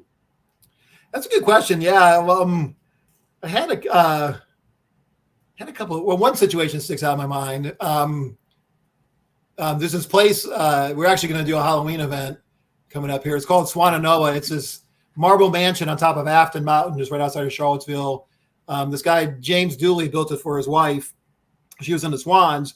So they had this huge mansion in Richmond, but they wanted a summer home. So he built this huge marble thing on top of Afton Mountain, which is beautiful. And they're trying to restore it and all that kind of stuff. But the first time I investigated there was with Twisted Paranormal, my old team. And they usually don't let teams in there very much. It's hard to really get in there. So we were lucky to get access to that. We did. This is about maybe 4 or 5 years ago. And we went up to the second floor. We were all kind of in this corner, doing different pieces of equipment, and it seemed like we were interacting with something. We thought maybe it was a slave, based on the history. And then as I'm sitting in this corner, I was sitting on the floor in the corner, and I just kept getting this feeling of, you need to get out of here. And I was like, what? I didn't hear anything. I didn't see anything, but it was like I just had this in my mind. I had this feeling of, you got to get out of here. And I just kept trying to ignore it. It's like, if you don't get out of here, you're going to get hurt. This is what I was feeling in my mind, right? So I'm like, I just kind of kept trying to push it back. And finally I'm like, I got to get out of here. So I'm like, it was like, it finally got up. I've never had that kind of happen in a place. I had to get up because I felt like if I didn't get up, I was going to get hurt. So I got up and I went down the hall and then eventually went outside. They say, or we say when we investigate, if you get too freaked out, to go get some fresh air and all that stuff. So I actually I bugged out. I went outside for 15 minutes, got some fresh air and calmed down. And then I did the rest of the investigation. But yeah, that was the time it was pretty scary. I'm trying to think of another one. Do you think there's a possibility that you might have freaked yourself out? It's potential too. And I don't know. I was sitting in a corner. I'm not sure if there was a lot of EMF there. I don't remember putting my K2 around my head or anything, but I wonder too if there was a lot of EMF because something was affecting me. And there might have been a lot of EMF in that corner. And you're right. I may have gotten in my own head because I kept trying to block it out, right. But I don't know in the process of doing that if I just made it worse. It's that thing where you're trying not to think of something, but it makes you think about it more. Right. When I tell people this too, in general sense, people often ask me like, aren't you afraid of ghosts? Aren't you afraid of this and afraid of that? I'm like, no, I said, I'm actually more afraid you have to get over your fear of the darkness. Some places, Kenny, if you sit in the pitch blackness, you got to get over that fear of just the pure darkness sometimes can freak you out, right. Just not anything paranormal. So I often tell people like, sometimes you wrestle with that is just trying to not get freaked out. And especially if you're like one place I could think of, Hillview Manor up in Pennsylvania, Newcastle, we were downstairs in one of the basement rooms, and it was the blackest black I've ever seen. I couldn't see anything, and I just remember like trying to like calm myself down just from the fear of the darkness, you know. So all right, cool. Let's move on. We're doing great. We got a lot of great questions. I love this. Yeah, these are good questions, man. I'm having to think. Dr. Don, have you ever tried the EVP test where you listen only to the supposed EVP evidence? Three Tortured Souls did a fantastic show doing this. Very fun. So basically what we did is we took the question out and only played the alleged EVP. And for us, it was a very cool experience because once it's taken out of context, let me back up. The idea was that when you hear the question, you hear the context of what's going on, people usually listen for specific answers. Right. So we took the question out and we only played the alleged EVP. And answers were all over the place. Wow. So, Actually, I haven't done that, but I'll tell you about something here in a minute. That's a cool idea. It's a cool idea. I've heard of teams maybe doing that where you have an independent person listen to the audio that didn't know, something along those lines.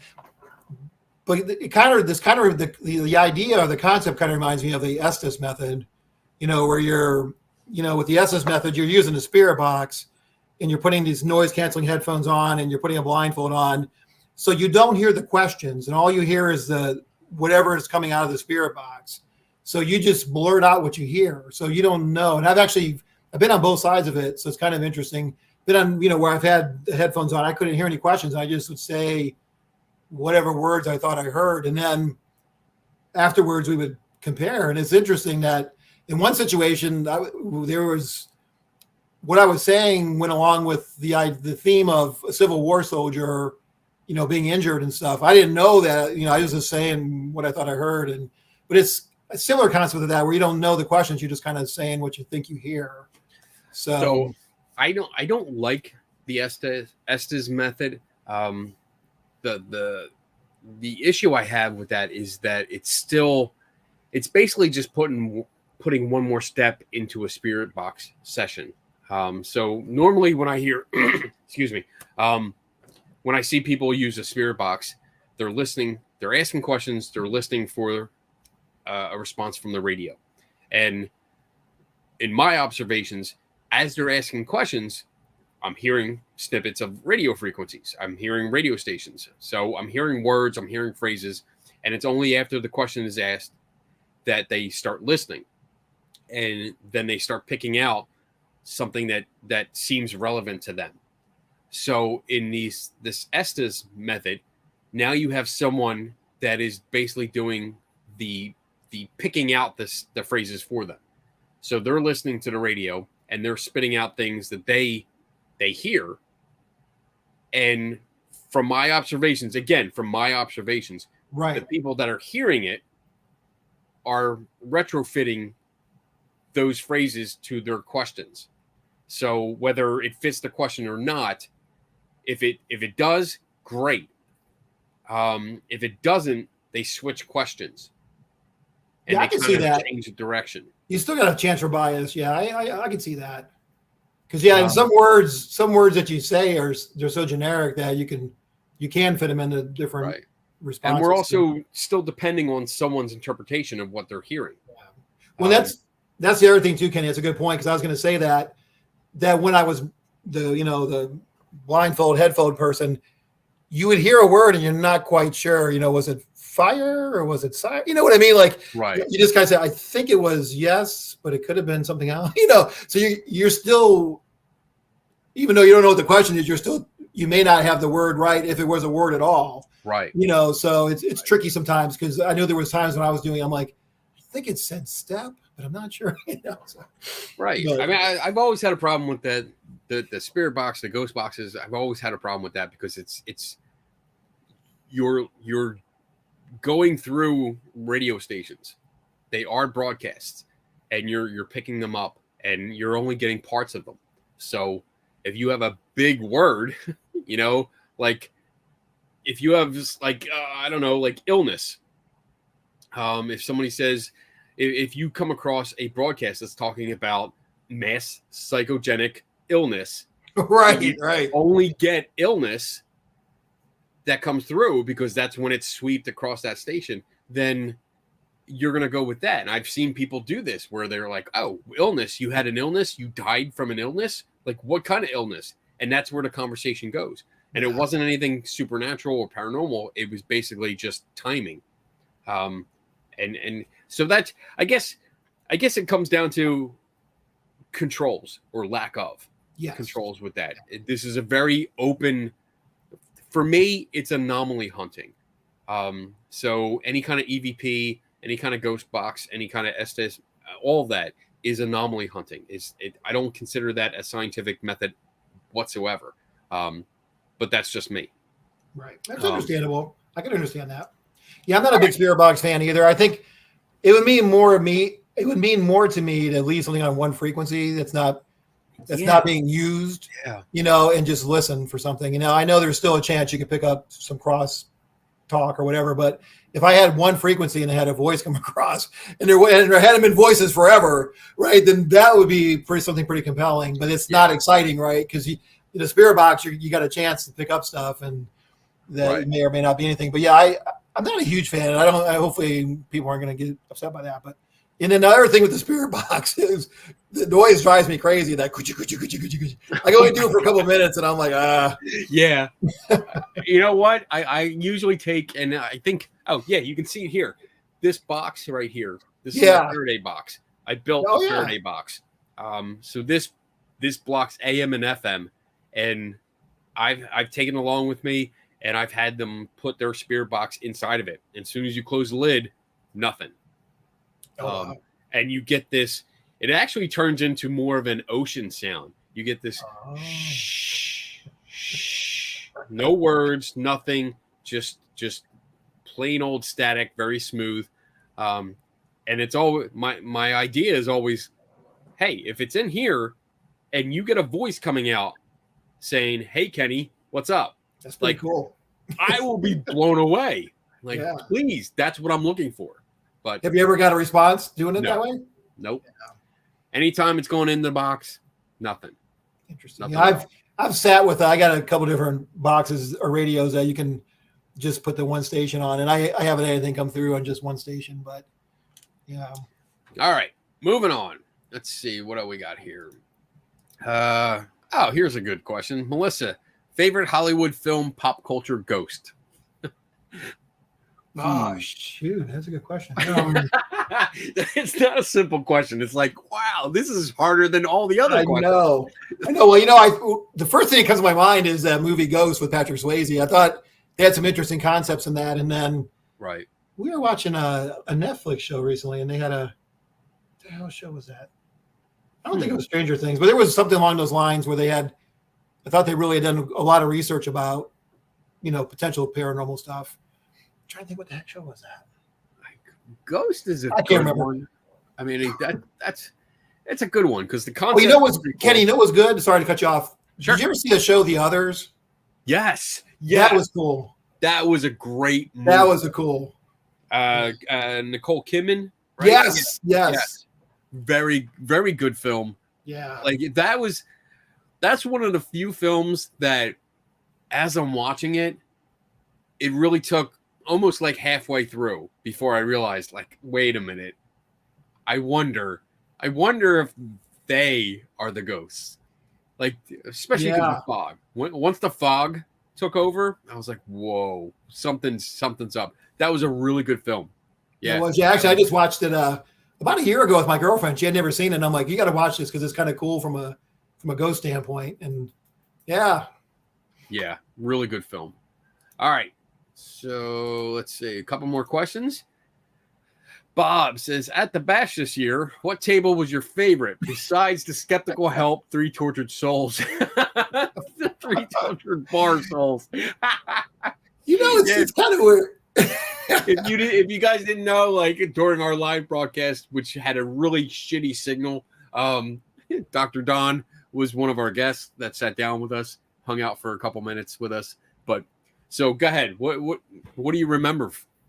It's weird. I thought since, this year I spoke, I spoke on Friday, but I didn't have a table set up. So I thought I would do a lot more kind of wandering around, and I did to a point, but I didn't think I saw all the tables. Totally drawing a blank. The guy who does the spirit communication with the radios and the single frequency. Oh, Ron. Yes, Ron. Yeah. Ron, I'm sorry if you're paying attention. I totally drew a blank. I usually don't have a beverage on my podcast. It's messing me up. That's all good. Ron was fun. Ron was a lot of fun. He was a good sport. I made fun of him a lot during my dunk tank run. So he was a really good sport. I don't know. Somebody said something about steroids, and he just started cracking up. And I was like, "All right, good. He's not offended." Yes, that's a tough question though. There was a lot of good booths. I mean, everybody really kind of put time and effort into it. Some people had like 3 or 4 tables. I know Twisted Paranormal. They really had a huge setup, and Transcend Paranormal, those guys. So, but there was a lot of good ones. All right. Let's see. I like the cigar thing. I went out there. Oh, the cigar lounge? I have occasional cigar. Yeah, I had a cigar lounge. That guy he's got that set up nice, man. Mm-hmm. It's like I need a cigar lounge. I don't smoke cigars, but I love the smell. Like, I love the odor. I like it, but I don't like smoking cigars myself. Yeah. But all right. So Jeff AF, what's up, Jeff? Can a person in a group affect the activity level? The team would have activity high when I am not there. When I go in, it would be calm. Or might one in a group make activity increase? That's a great question. I've had that experience too. When I used to be with my team, we would divide up into different groups, and like it seemed like the other group always had more profound experiences than I did with the people that I was with. And, you started wondering what the heck's going on. So it seems like it does happen. I'm not sure, if it's a particular person or if it's the way, like Kenny was mentioned earlier about how things are interpreted. Like, like my group of people might've been in that bedroom and had nothing happen, but then the next group came in and had all this stuff happen. And you're kind of like, well, wait a minit. We were just in there and everything happened. So, so you kind of wonder, is it your interpretation? Now there is this idea of a ghost magnet. Like some people do seem to be more prone to have an activity, I guess is kind of what he's asking too. So, some people seem to be more open to it, or maybe attract more activity if you believe that. So I don't know. I guess what I'm getting at is sometimes I don't know if it's the person is drawing an activity, or if some people are interpreting things differently, or a little more open to it being paranormal. And maybe he's not, maybe Jeff is not as, maybe he's more skeptical and less likely to see something as paranormal, where somebody else comes in on the team and be like, oh my God, that's paranormal. So I don't know if that's going on or stuff, but there does seem to be ghost magnet people too. I would add that there's also a possibility that you have, that there's a person on the team that is an attention whore, that wants it, that wants to be the focus of the attention. And I'm not saying that that's all the time, but once in a while I do come across that, where there's one person that has to stand out, and everything happens to them, everything. Like if you have an experience in the bedroom across the hall, they have it too. Like there's always those people. So you just got to be aware of that. But yeah. But I know way back when too. We had a person on the team. This is a long time ago, and this wasn't anything about the team per se, but this particular person just thought, and I think innocently thought everything was paranormal, because we finally had to kind of bring her down a little bit and say, that's not that's not paranormal, or maybe that was paranormal, but this person kind of thought everything was paranormal. So if you only heard her side of things, and you would think, oh my God, she's every place she went in the location was haunted, where nobody else really had that experience. So I think too, it kind of depends on the person and all that. Okay. So.